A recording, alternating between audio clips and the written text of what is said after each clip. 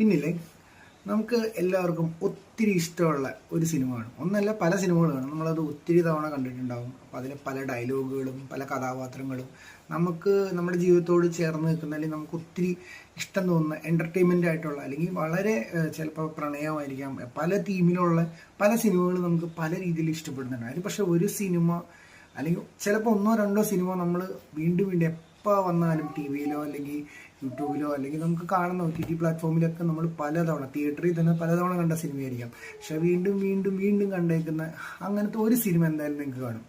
അതേതാണ് ആ ഒരു സിനിമ? എനിക്ക് അങ്ങനെയുള്ള ഒരു സിനിമ സ്ഫടികമാണ്. ലാലേട്ടൻ്റെ സ്ഫടികം.